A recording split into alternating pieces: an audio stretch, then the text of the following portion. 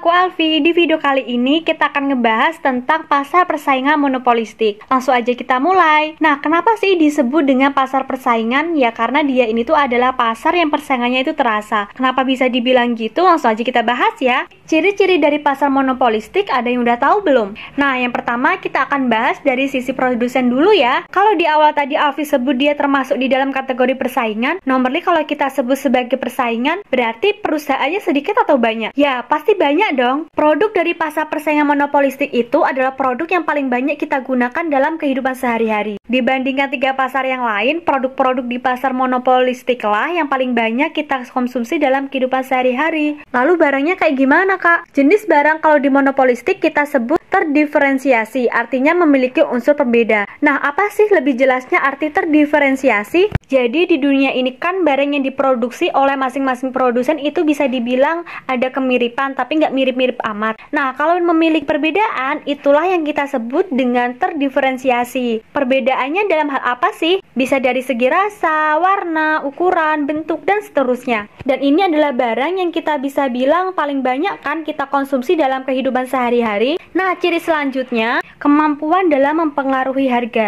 Mereka pasar yang punya banyak produsen, istilahnya saingannya banyak, tapi walaupun saingannya itu banyak, sifat barangnya itu ada perbedaannya. Jadi walaupun kita bilang banyak saingan, masih banyak kok perusahaan di pasar persaingan monopolistik yang istilahnya pede banget menentukan harga sendiri, nggak mengikuti harga standar di pasar. Pas ditanya kenapa, kan barang saya lebih berkualitas. Jadi kesimpulannya apa? Di pasar persaingan monopolistik, kemampuan untuk mempengaruhi harga itu ada, walaupun memang kecil. Karena nggak semua produsen mampu atau percaya diri untuk menentukan harga di atas harga yang udah ada. Itu maksudnya ya, kemampuan mempengaruhi harga. Kalau misal kita sebut misalnya jualan warteg nih, mie rebus standarnya misalnya harganya 5.000, tapi ada yang jual 14.000, itu berarti dia punya kemampuan untuk mempengaruhi harga di luar harga standar.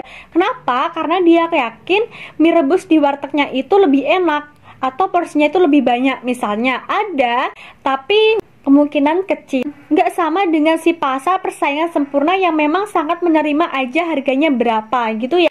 Nah, selanjutnya bisa kita lihat dari hambatan masuk atau keluar pasar. Jadi tadi Alfi udah kasih spoiler dikit, contoh dari persaingan monopolistik itu warteg gitu ya. Nah, kalau kalian lihat ada nih yang usaha warteg, terus mobilnya itu sampai 5 unit, rumahnya mewah. Wah, itu bisa jadi kalian tergiur nih. Ah, bikin warteg kayaknya bisa nih. Nah, itu bisa banget. Penjual warteg mudah nggak? Ya mudah banget dong, nggak sesusah yang lain. Makanya kalau kita sebut hambatan untuk masuk atau keluar pasar itu nggak ada. Nah, Alfi rasa sudah cukup kita bahas penjelasan pasar persaingan monopolistik. Jangan lupa buat like ya. Sampai jumpa!